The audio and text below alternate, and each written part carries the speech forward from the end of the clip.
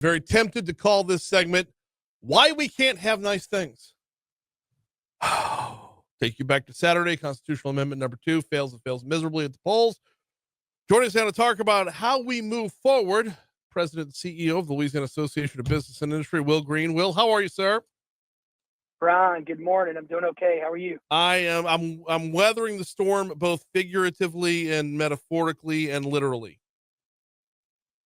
Yeah, so look, Saturday, disappointing results, back to the drawing board. But look, I do want to make sure that we don't overlook the fact that we are still riding a tremendous wave of success over the last year, right? I mean, we still, out of the special session, which set up the constitutional amendment, there was still so much good that came out of that, right? I mean, we got rid of our corporate franchise tax, which was just a terrible disincentive for businesses to come here and grow here. We were one of about 15 states with a franchise tax. We successfully eliminated that. We reduced our corporate income tax. We were one of the hot states that had the highest corporate income tax in the South. We reduced our personal income tax. And so, you know, there was a ton of good tax policy to move our state forward that came out of the special session. And TA2 obviously would have been the icing on the cake to move us forward, to make us a more attractive state to do business. But still a ton of good things came out of that special session. We still are going to probably move our state's ranking from the low 40s to the low 20s. And so we still have a ton of momentum on the tax front going into a fiscal session where we can continue to chip away and do good things as far as our tax policy goes. What went wrong on Saturday? Well, look, I think there was a lot of information in the constitutional amendment, obviously, that we had no position on. I mean, you know, as the business community, we really were supportive of a mechanism to eliminate the inventory tax. We're one of 9 states that fully taxes inventory, and it's been a bad tax for a long time. It was such a bad tax that back in the early 90s, it's a local ad valorem tax, right? And back in the 90s, as a mechanism to try to make it a little bit more palatable, the state said that they would come in and return businesses a credit in return for paying the tax to the locals and put a Band-Aid on it. And that's been kind of the Band-Aid mechanism for the tax for years and years now. And this constitutional amendment would have been a step in the right direction to hopefully provide a mechanism for local governments or local parishes to finally opt out of the inventory tax. The amendment would have provided a mechanism to really rectify, or if you add a new sales tax, it has to be a state and local sales tax, which one of the reasons that it's so difficult to centralize our sales tax system is we have so many sales taxes some are charged at the state level, some at the local level, and it makes it difficult. That would have started a good process and us in the right direction, hopefully centralize our sales tax system. And so those were just good things, I think, that most of the general public thought were good ideas. Unfortunately, those things got bogged down in a lot of myth surrounding, what was going to happen with tax exemptions around churches, and were teachers really going to get pay raises, and were their retirement going to get harmed, and just quite frankly a lot of things that were not true but were just enough gray area combined with enough complication behind any constitutional amendment that around 65% of the voters said, look, this is just we're just not comfortable with this. We're talking with Will Green, President and CEO of the Louisiana Association of Business and Industry. Will, you brought up that centralized sales tax collection. That's another example of how the legislature got it right, and then when it got in the hands of the voters, it came up short. And obviously, I know when it comes time to campaign for things at the polls, fear can really get out the gates a lot quicker than truth. Do you think this upcoming fiscal session is going to be just kind of a return, like take everything from constitutional amendment number 2 and break it down issue by issue. And if we have to go back to the ballots again, but one piece at a time, like another 100 constitutional amendments to make up what this one thing did. Brian, what Saturday showed and what a few years ago with the centralized sales tax constitutional amendment showed is it's so much easier to kill positive momentum, to kill a bill or a constitutional amendment than it is to pass it. And I think it's because a lot of people are like, well, the devil I know is better than the one I don't, and it's status quo is. We talk about it all the time. It's so hard to overcome, especially in Louisiana. I mean, get so comfortable with the status quo. We've been so comfortable with the status quo for so long.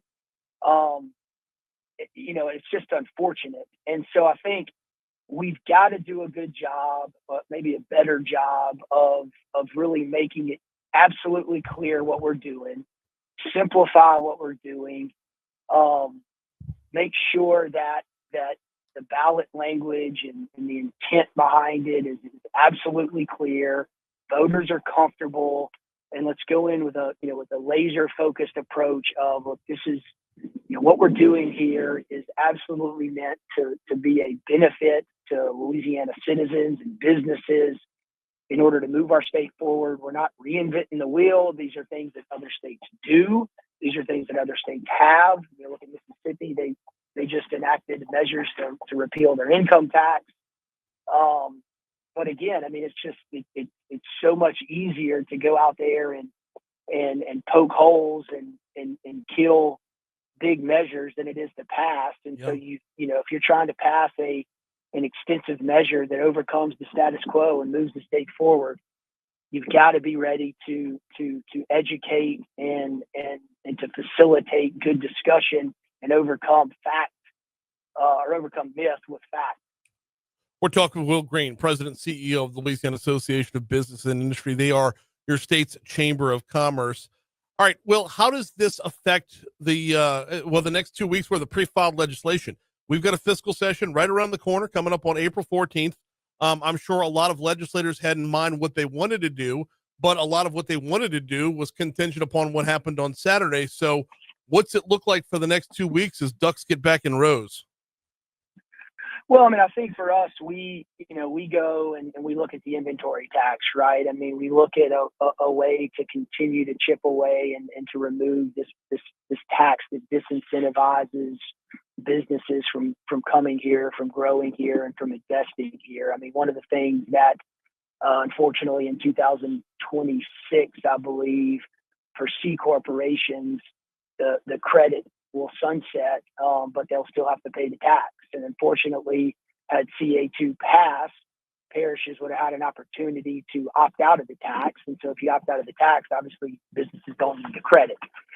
And so one of the things that now with CA2 not passing, we're gonna need to have a conversation about how do we continue to talk about providing parishes a landing strip and a mechanism to get rid of the inventory tax through in a responsible manner, and along with that, give businesses that same landing strip and that same certainty and predictability that they'll have the credit and that they'll have certainty and predictability there, so that they know what they're going to be looking at as far as the tax goes and the credit goes. And so those are the kind of things that we're going to be looking at, Brian, that unfortunately comes out of CA2 not passing. We got Will Green with us for another couple minutes here. All right, well, let's continue along that. So give me some ideas. Give me some, I don't know, I'm asking you to read the minds of legislators, but give me some ideas of where they might pick things up individually. The inventory tax was probably the biggest one from an individual idea, but can we pick things back up on a thematic level? Like this bill by Julie Emerson would have been dramatic change, like structural change, things that send a message to the corporate world that we have pivoted away from the Louisiana that they knew from 50 years ago. Like, is this going to have to be individual items, or can we take another big swing? Brian, I think that's what's, I know a lot of the legislators and a lot of us are so frustrated because, I heard critique that, look, there was just too much. It was just too much in the bill. And then, I hear other people say, we just need a constitutional convention and put it all in there. And let's just take one big swipe at everything that we need to do. Yeah. And so, so what do you do? Some people want everything in it, and then others say, nah, you can't give us all that. It was too overwhelming. And again, it's just the easy thing to do is just to vote no, because, the devil I know is better than the one I don't. And so I think those are the decisions they're talking about right now. I think that obviously the conversations, the waters got muddied a couple of weeks ago, right? And so I think legislators kind of started thinking, okay, look, if we don't want to go in with a negative attitude here, but if this thing doesn't pass, we have to have a parachute. We have to start planning, and that's just a smart thing to do. And so I know that leadership is talking about, okay, how do we move forward? How do we, stay, to use our line, full throttle here to move the state forward, as other states, Mississippi, Georgia, Florida, our competitor states for businesses and for talent are doing. How do we continue to move the ball? And so I know legislators are, they're doing that. Do we piecemeal it? Do we try to do individual measures, or can we do another big omnibus bill? And so, I know those are the kind of discussions going on right now, Brian. And that's what we will be following for the next couple of weeks until the legislative session actually opens up on April 14th. In the meanwhile, he is Will Green, President, CEO of LABI. We always appreciate the time. We'll talk to you next week, Will. Thanks, Brian. Thank you.